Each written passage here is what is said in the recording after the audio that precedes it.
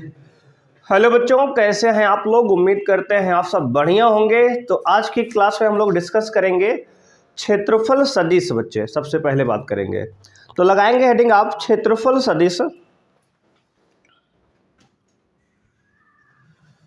क्षेत्रफल सदिश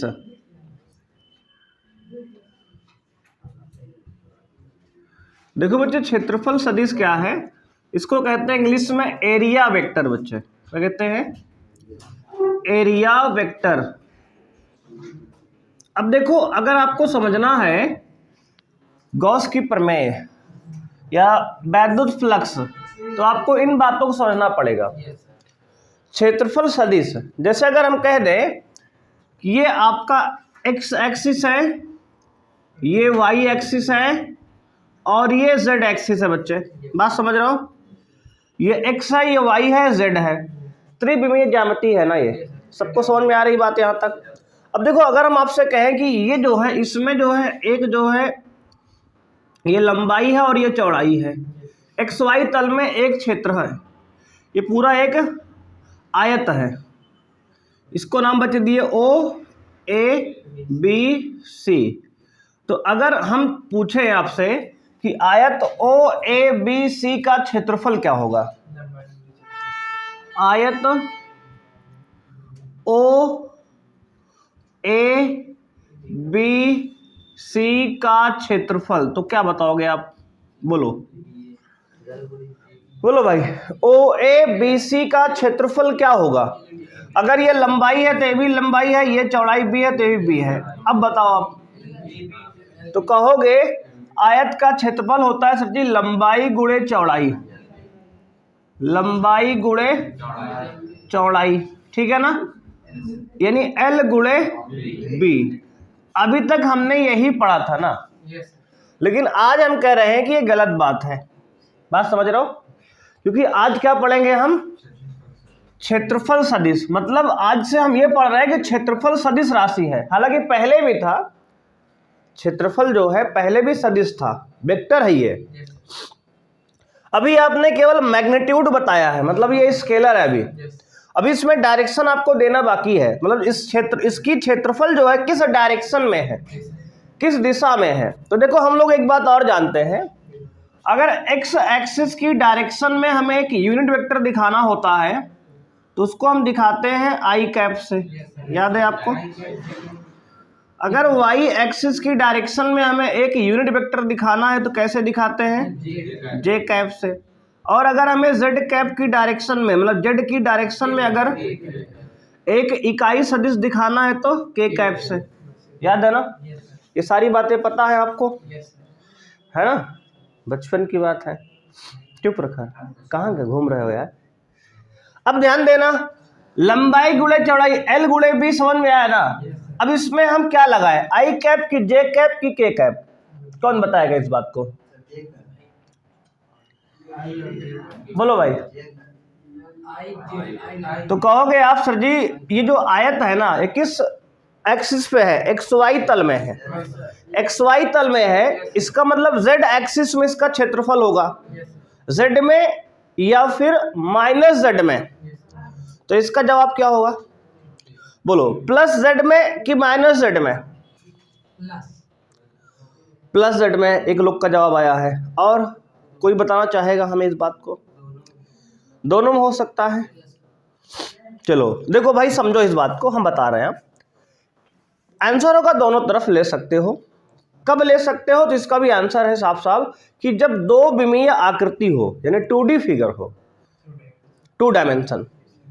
बात समझ रहे हो आप? जैसे सर्कल हो गया, वृत्त, आयत हो गया, वर्ग हो गया, ठीक है। इनमें क्या करेंगे हम? ये सब 2 विमीय आकृति होती है, तो इसमें जो है हम अंदर और बाहर दोनों ले सकते हैं क्षेत्रफल सदिश की दिशा। बात समझ रहे हो? इस बात को भी लिखना भी आपको समझना है। और जब त्रिविमीय ज्यामिति होगा, जैसे घन, घनाभ, गोला, तो उसमें केवल क्षेत्रफल सदिश बाहर की ओर होता है।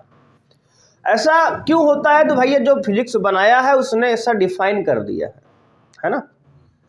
बात समझ रहे हो कि नहीं? इसका साफ स्पष्ट कारण है कि जिसने फिजिक्स बनाया है उन्होंने इस रूल को बना के कॉपी में लिख दिया कि भाई ऐसा होगा, अगर डायग्राम ऐसे होगा तो एरिया वेक्टर क्षेत्रफल सदिश ऐसे लेंगे और ऐसे हो तो ऐसे लेंगे। बात समझ में आई?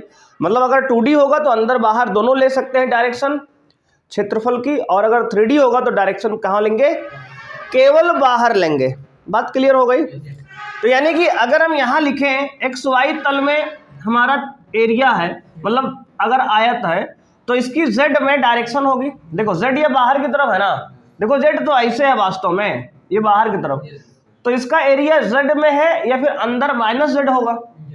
तो यहाँ पे हम K कैप लगाएं प्लस का डायरेक्शन के लिए तब भी ठीक है, या फिर और करके हम लगाएं L क्रॉस B, इसके बाद यहाँ पे -K कैप लगा दें तब भी चलेगा। भाई ये दोनों आंसर सही है, समझ रहे हो आप? क्योंकि ये 2D डायमेंशन है, 2 विमीय ज्यामिति है, तो 2 विमीय ज्यामिति में अंदर डायरेक्शन ले सकते हो, बाहर ले सकते हो, कोई दिक्कत की बात नहीं है। यहां तक समझ में आया सबको? तो यहां से भाई ये निष्कर्ष निकला कि क्षेत्रफल जो है, अभी तक जिसको हम अदिश समझ रहे थे, अदिश नहीं हो, सदिश है। आज के बाद हम लोग क्षेत्रफल को सदिश मान के फिजिक्स में आगे बढ़ेंगे, ठीक है? तो लिखेंगे पहला पॉइंट इसमें, क्षेत्रफल एक सदिश राशि है। क्षेत्रफल एक सदिश राशि है। क्षेत्रफल एक सदिश राशि है। क्षेत्रफल क्या है भाई? एक सदिश राशि है, पहला पॉइंट। दूसरा पॉइंट लिखेंगे, 2 विमीय ज्यामिति में क्षेत्रफल सदिश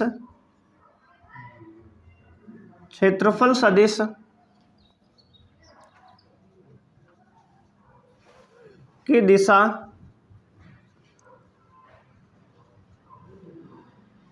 पृष्ठ के दोनों ओर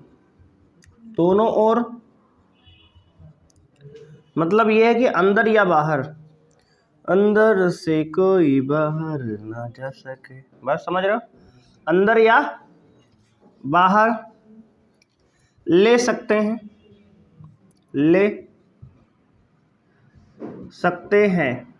ठीक है? दोनों भाई पॉसिबल है। अगर 2 विमीय ज्यामिति में क्षेत्रफल सदिश की दिशा पृष्ठ के दोनों ओर मतलब अंदर या बाहर ले सकते हैं, दोनों पॉसिबल है, दोनों सही है। अगर हम बात करें इसमें त्रिविमीय ज्यामिति में, तो कहेंगे यानी 3 विमीय ज्यामिति में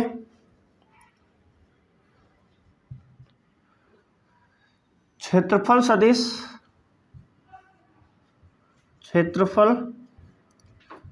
सदिश की दिशा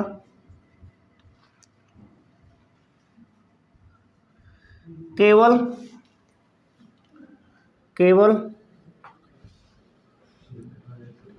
बाहर की ओर होगी, ठीक है? ये बातें आपको याद रखना है। बोलो, यहां तक कोई समस्या किसी को? नोट कर लिए आप? अब देखो डायग्राम समझते हैं और कुछ इसमें। आपने ये डायग्राम बना लिया है, बोलो।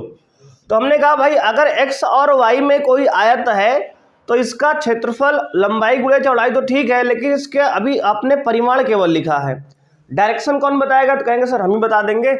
तो हमने कहा कि डायरेक्शन क्या होगी भाई?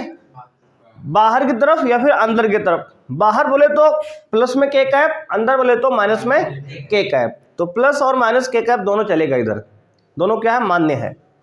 अब इसके बाद अगर हम बोले आपसे कि डायग्राम अगर हम चेंज कर दें, यहाँ पे अगर ये डायग्राम यहाँ पे हम चेंज कर दें और दूसरा डायग्राम दे दें आपको, अगर मान लो यहाँ एक वृत्त बना दें हम,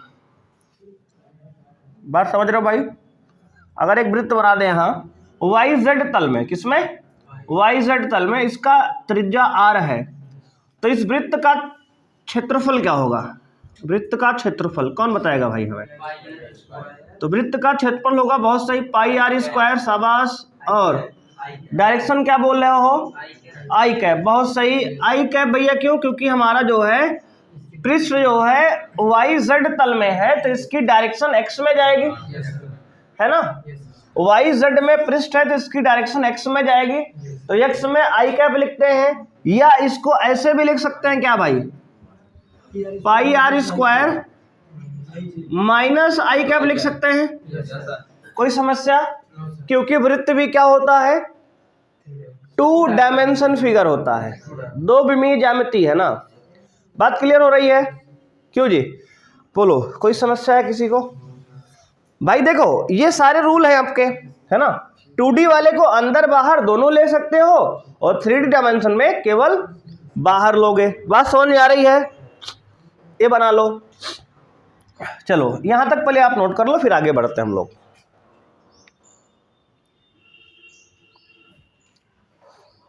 बताओ कोई समस्या है जी?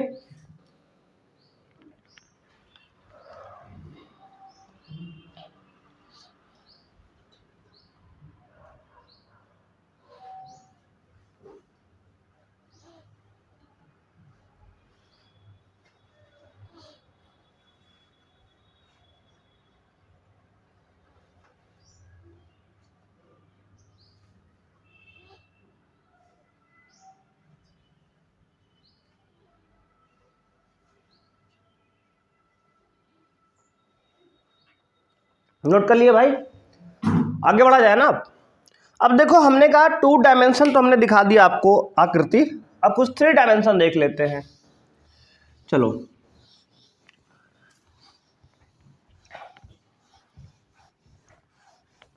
कुछ और फिगर देखते हैं, और अब एरिया बताना हमें।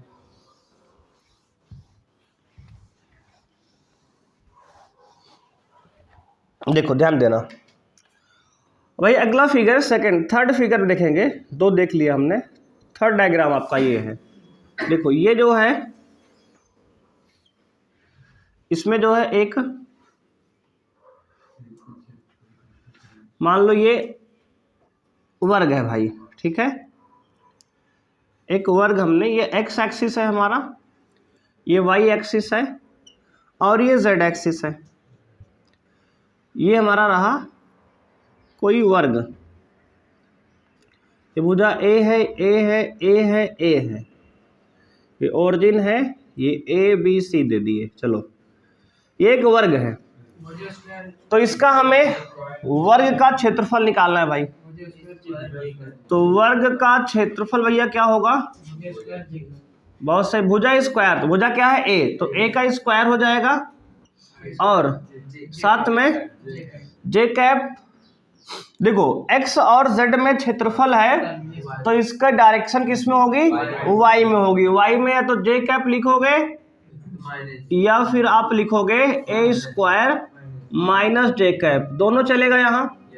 क्योंकि वर्ग भी कैसी आकृति है, तो कहोगे आप 2D डायमेंशन है। बच्चे बात समझ रहे हो कि नहीं? कोई समस्या है किसी को? आसान आसान बात चल रही है। अब देखो भैया 2 में आप समझ जाओगे, अब कर लोगे ना। अब त्रिविमीय ज्यामिति देख लेते हैं, 1-2 फिगर। चौथा देखो यहाँ पे भाई, अगर ध्यान देंगे आप यहाँ पे, तो ये एक सिलेंडर बना हुआ है,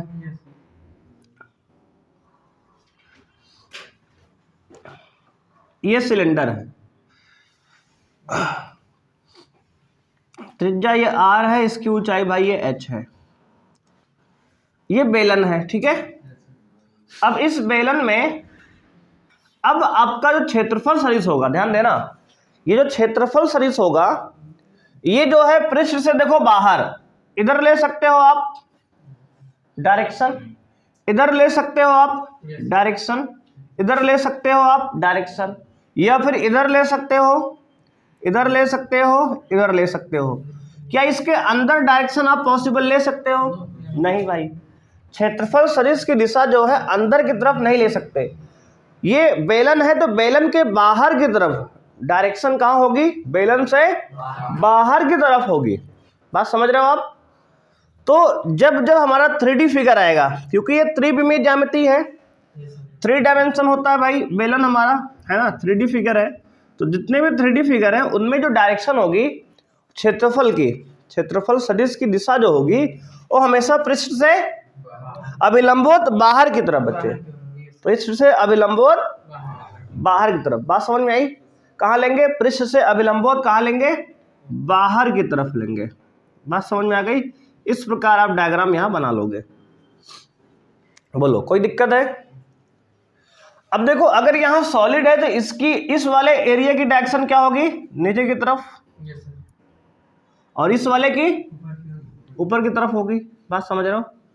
तो इनकी डायरेक्शन क्षेत्रफल सदिश जो है इसका इस प्रकार से बनेगा बाहर की तरफ। देखो जो अंदर ये बनाया था ना, ये अंदर वाला, ये गलत है भाई, ठीक है, ऐसा मान्य नहीं है। अंदर आपने ले लिया, हमने कहा 3D फिगर में जो क्षेत्रफल सदिश की दिशा होगी वो कहाँ होगी? बाहर की तरफ। बोलो कोई समस्या किसी को यहां तक समझने में? अगर एक हम यहां पे भाई घन आप बनाए, देखो एक घन आप बना दें,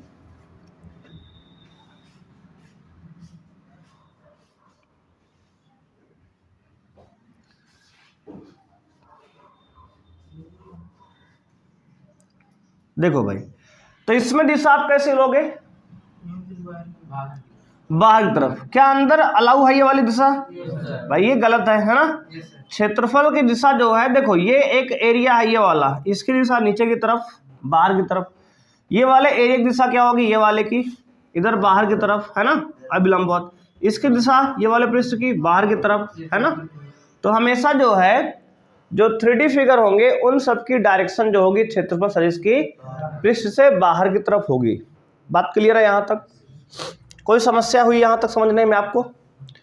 तो 3D फिगर में क्षेत्रफल सदिश की दिशा कहाँ लेंगे? पृष्ठ से अभिलंबवत बाहर की तरफ, पृष्ठ से अभिलंबवत बाहर की तरफ लेंगे। क्लियर है यहाँ तक का मामला? आगे बढ़ा जाए, चलो नोट कर लिए जी।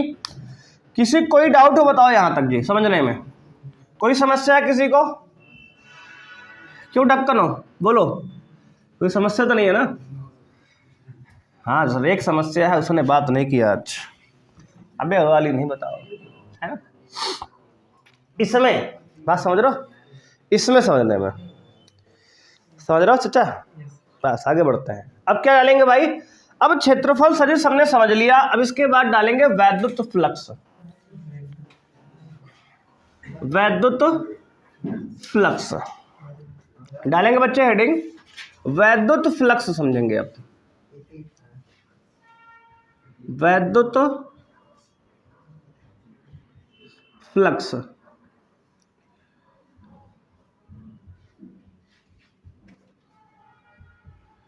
इलेक्ट्रिक फ्लक्स डालेंगे आप। इलेक्ट्रिक फ्लक्स क्या होता है भाई? ध्यान से इस बात को समझेंगे आप। देखो भाई वैद्युत फ्लक्स क्या होता है, देखो समझो आप, किसी पृष्ठ के अभिलंबवत गुजरने वाली वैद्युत बल रेखाओं की संख्या को वैद्युत फ्लक्स कहते हैं। बात समझ में आई? किसी पृष्ठ के अभिलंबवत गुजरने वाली वैद्युत बल रेखाओं की संख्या को, जैसे मान लो तुम खड़े हो ऐसे, है ना, बात समझ रहे हो भाई? तुम ऐसे खड़े हो जैसे हम खड़े हैं, और इधर से जो है 4-5 लड़कियां गुजर जाएं, बात समझ रहे हो? मान लो उनको वैद्युत बल रेखाएं हैं, तो अभिलंबवत गई है ना। देखो तुम ऐसे हो, ऐसे अभिलंबवत गुजर गई, तो कितनी बल रेखाएं हो गई? तो वैद्युत फ्लक्स समझ में आ गया ना? तो किसी पृष्ठ के अभिलंबवत गुजरने वाली वैद्युत बल रेखाओं की संख्या को वैद्युत फ्लक्स कहते हैं। बात समझ में आई? क्लियर है मामला? अब देखो डायग्राम समझो आप। इसमें मान लो एक पृष्ठ है, ये भाई ये पृष्ठ है, ठीक है। अब इस पृष्ठ से देखो एक रेखा ये गुजर गई, ये एक रेखा, ये एक, ये। अच्छा सबका नाम भी दे रहा है बालक, इतना फील ले रहे हो, कंट्रोल हो जाए। ये 3 वैद्युत बल रेखाएं गई यहाँ, एक ये चौथी गई इधर से। बात समझ रहे हो? तो अगर हम ये बात करें एक लाइन मतलब एक फ्लक्स है, कितनी लाइन गुजरी है? 4, तो फ्लक्स की वैल्यू 4 हो गई, है ना। तो ये पृष्ठ से अभिलंबवत, जैसे कोई पृष्ठ है भाई, आप डायग्राम देखो, जैसे मान लो ये पृष्ठ है, कोई दिख रहा है पृष्ठ आपका, है ना। इस पृष्ठ से कोई अभिलंबवत रेखा गुजर रही है, मतलब देखो ये रहा रेखा, जैसे मान लो ये पृष्ठ है और इससे ये रेखा गुजरी, देखो ये इसको देखो ऐसे पार हो गई इधर से, बात समझ रहे हो, इधर से देखो ये निकल गई है सीधे, बात समझ रहे हो, देखो ऐसे फील कर लो, अच्छा ये गई रेखा ऐसे निकल गई, है ना, एक रेखा। तो इस तरह कह रहे हैं ये पृष्ठ है, इस पृष्ठ के अभिलंबवत देखो इसमें से पास होके ऐसे रेखा जाए, लंबवत रेखा। जितने भी किसी पृष्ठ से अभिलंबवत वैद्युत बल रेखाएं पास होती है वही क्या है? वैद्युत फ्लक्स है। बात समझ में आया? डायग्राम देखो ऐसा डायग्राम है जी, ये क्लियर है। अब देखो आप आगे तो लिखेंगे डेफिनेशन क्या बच्चे, इसमें लिखेंगे किसी पृष्ठ के अभिलंबवत, किसी पृष्ठ के अभिलंबवत गुजरने वाली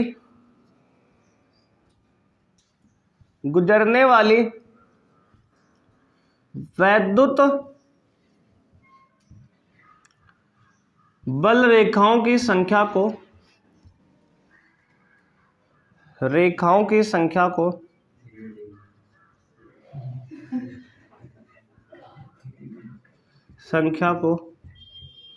वैद्युत फ्लक्स कहते हैं, वैद्युत फ्लक्स कहते हैं। बात समझ रहे हो भाई? देखो किसी पृष्ठ के अभिलंबवत गुजरने वाली वैद्युत बल रेखाओं की संख्या को वैद्युत फ्लक्स कहते हैं। डिफिनेशन क्लियर है सबको? अब देखो आगे आप इसे फाई से प्रदर्शित करते हैं भाई, फाई से, ठीक है।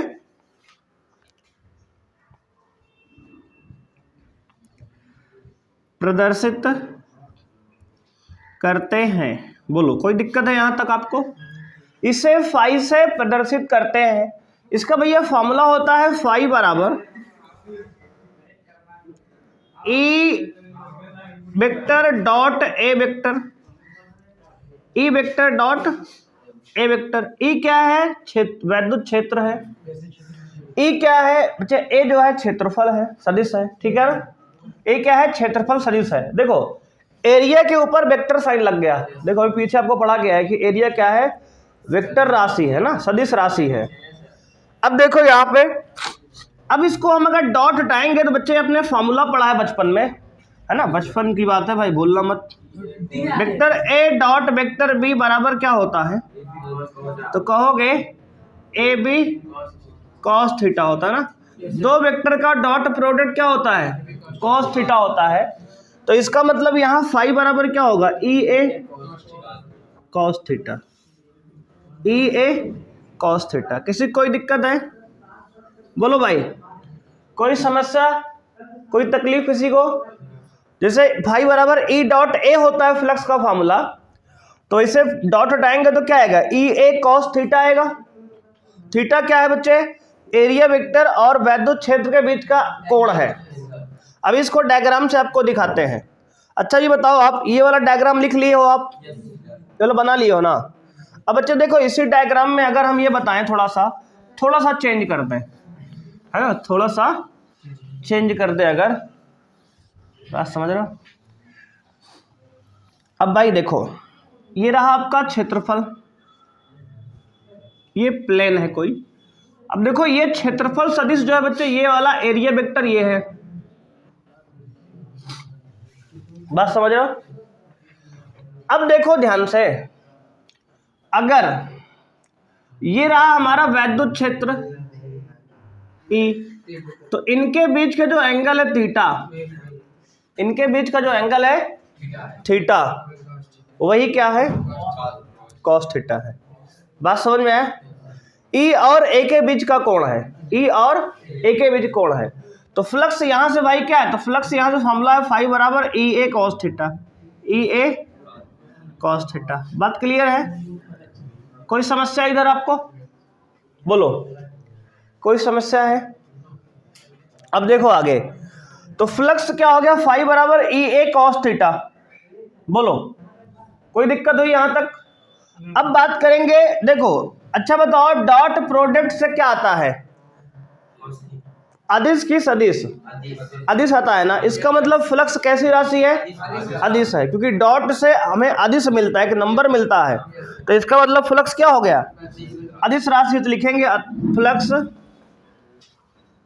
फ्लक्स यानी वैद्युत फ्लक्स की बात कर रहे हैं, फ्लक्स एक अदिश राशि है, एक अदिश राशि है, अदिश राशि है। तो भाई देखो आपके पेपर में 20 नंबर का बहुविकल्पी आने का ट्रेंड हो गया ना आपकी बार से, तो इसलिए ध्यान देना है कि जो आपको ये छोटी छोटी बातें बताई जा रही हैं ये इंपॉर्टेंट है। फ्लक्स कैसी राशि है, अदिश राशि है, इसका फॉर्मूला फाई बराबर ई ए कॉस थीटा होता है। डॉट में अगर वेक्टर फॉर्म में लिखे तो फाई बराबर ई डॉट ए होता है ना। ये सारी बातें आपको पता रहे, नहीं फिर एग्जाम में क्या होगा, छोटे छोटे क्वेश्चन जो होंगे 20 नंबर वाले बहुविकल्पी जो होते हैं उसमें दिक्कत होगी आपको। अब देखो इसके बाद क्या पूछेगा आपसे, इसमें भाई मात्रक पूछ सकता है ना। तो अगर हम कहें वैद्युत फ्लक्स का मात्रक बताओ आप, तो वैद्युत फ्लक्स का मात्रक बोलो भाई, वैद्युत फ्लक्स का मात्रक बोलोगे आप, फॉर फाई बराबर, देखो ई का मात्रक, ई है वैद्युत क्षेत्र, इसका मात्रक न्यूटन पर कूलाम इनटू एरिया, क्षेत्रफल का मात्रक मीटर स्क्वायर, और कोण तो मात्रक होता नहीं इसका, है ना, हटा देंगे बच्चे, तो न्यूटन मीटर स्क्वायर पर कूलाम, नहीं उसका नहीं लेंगे, ई डॉट ए से निकालेंगे मात्रक। किससे निकालेंगे, ई डॉट ए से निकालेंगे। अच्छा यहां से निकालो, फाई बराबर ई डॉट ए से, यहां से लेते हैं, ठीक है। वैद्युत क्षेत्र की तीव्रता का मात्रक न्यूटन पर कूलाम और एरिया का मीटर स्क्वायर, तो बन क्या गया, न्यूटन मीटर स्क्वायर पर कूलाम। बोलो क्या बन गया मात्रक भाई, न्यूटन मीटर स्क्वायर पर कूलाम, न्यूटन मीटर स्क्वायर पर, कोई दिक्कत? अब देखो यही एक मात्रक नहीं मिलेगा आपको, एक मात्रक और मिलेगा इसमें। क्यों? क्योंकि बच्चे देखो एक फॉर्मूला भी आप नहीं पढ़े हैं, अभी आगे इसके आएगा, इसी चैप्टर में आगे पढ़ेंगे हम लोग। एक डेरिवेशन है, डेल्टा वी बराबर होता है भैया ई डॉट आर। क्या होता है, ई डॉट आर। ये फॉर्मूला जब पढ़ लेंगे इसका डेरिवेशन हम लोग, तो एक फॉर्मूला यहां से वैद्युत क्षेत्र का और बनता है। क्या बनता है, ई बराबर डेल्टा वी बटे आर, यानी कि डेल्टा वी है विभवांतर, तो वोल्ट पर मीटर, वोल्ट पर, वैद्युत क्षेत्र का एक मात्रक और होता है वोल्ट पर मीटर। तो अगर उसके हिसाब से हम यहाँ रखें तो फाई का मात्रक क्या बनेगा, या करके बच्चे लिखेंगे आप इसको, वोल्ट पर मीटर, ये किसका मात्रक है, वैद्युत क्षेत्र का, और क्षेत्रफल का मीटर स्क्वायर, तो 1 मीटर से 1 मीटर उड़ा दो तो आ गया वोल्ट मीटर, वोल्ट मीटर। इसका दूसरा मात्रक क्या होता है, वोल्ट मीटर। सर ये कहाँ से आ रहा है, बताया ना आपको, देखो ये डेल्टा वी बराबर ई डॉट आर पढ़ाया जाएगा, उसमें माइनस भी होता है। ये सारी बातें जब असमान वैद्युत क्षेत्र पढ़ेंगे हम अभी आगे चल के गॉस की प्रमेय के बाद, तो आपको ये पढ़ाया जाएगा, तो वहाँ पे इसका डेरिवेशन होगा। अभी आप समझ लो कि ये होता है ना, कुछ दिन के लिए, 2-4 दिन के लिए। तो ये यहाँ से हम डेल्टा वी बाई आर, यानी कि क्या हो गया, वोल्ट पर मीटर। तो वैद्युत क्षेत्र का एक नया मात्रक आपको और मिला है, तो वैद्युत क्षेत्र का मात्रक 2 हो गया। देख लो आपके पास, इसको नोट करके लिखना, वैद्युत क्षेत्र के भी 2 मात्रक आपके पास हो गए। कौन कौन सर बच्चे, एक होता है वोल्ट पर मीटर, एक न्यूटन पर कूलाम। तो इसको नोट करके लिख लेंगे। हाँ, ऑब्जेक्टिव में कई बार पूछा गया है ये सवाल कि वैद्युत क्षेत्र का मात्रक क्या होता है। बच्चे सब वोल्ट पर मीटर नहीं याद किए, मान लो सब न्यूटन पर कूलाम में पढ़े हैं, तो क्या हो, गलत हो जाएगा ना। उसमें न्यूटन पर कूलाम मान लो ऑप्शन में नहीं है, तो क्या करोगे, कहोगे ऑप्शन गलत है ना। वोल्ट पर मीटर भी तो होता है ना, इसको भी आपको याद रखना है। कहाँ से बच्चे, इस फॉर्मूले से बनाया गया है। अब देखो ये यहाँ पे फ्लक्स का मात्रक 2 हो गया, कौन कौन, न्यूटन मीटर स्क्वायर पर कूलाम या फिर वोल्ट मीटर। अब दोनों यूज होगा, बात समझ रहे हो कि नहीं, तो दोनों को आपको रखना है याद। अब इसके बाद क्या बात करेंगे हम, इसमें एक चीज और बचा है, बताओ क्या है बच्चे, इसमें एक चीज और बचा है, कौन बताएगा इस बात को, हाँ बहुत सही, विमीय सूत्र बच्चे बचा है, इसको नोट कर लिए आप। बोलो डेफिनेशन नोट हो गई है ना। अब देखो विमीय सूत्र निकालो, सब लोग प्रयास करो एक बार भाई, सब लोग प्रयास करो, विमीय सूत्र निकाल लेगा। अब देखो विमीय सूत्र देखते हैं, विमीय सूत्र भाई देखो मात्रक क्या है इसका, न्यूटन मीटर स्क्वायर पर कूलाम है ना। इसके मात्रक से ही विमीय सूत्र हम निकाल सकते हैं। कैसे भैया, देखो न्यूटन यानी कि बल, तो बल का विमीय सूत्र क्या होता है, mL/T⁻²,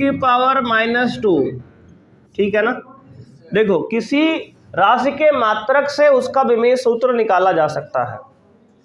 अब देखो मीटर स्क्वायर लंबाई का मात्रक है, तो इसका क्या लिखेंगे विमीय सूत्र, L², बहुत सही, अपॉन कूलाम, कूलाम यानी आवेश 80, समझ रहे हो ना। अब इसको भाई सॉल्व कर लो आप, बस आ गया। देखो विमीय सूत्र भी देखो आ गया जी। देखो सारी बातें एकदम स्पष्ट आपको बताई जा रही हैं, और किसी कोई समस्या को भाई बोल देगा यहीं पे। m⁻1, देखो l को सॉल्व कर लो, L² और l एक बार ये L⁻3, देखो T⁻−2 ऊपर है, ये +1 नीचे है, इसको ऊपर ले जाएंगे तो -1 ये भी हो जाएगा, T⁻3 और A⁻−1। सहमत हो सभी लोग इस बात से, डायमेंशन आ गई सबकी यही, तो भाई बीमा ही आ गया सबका, है ना। तो इसकी बीमा क्या हो गई, mL⁻3 T⁻−3 A⁻−1। बोलो अगर यहां तक किसी बच्चे कोई समस्या तो बताए भाई, ध्यान से नोट कर लो, अगर कोई समस्या दुख तकलीफ आपको है तो आप बोलो यहां तक।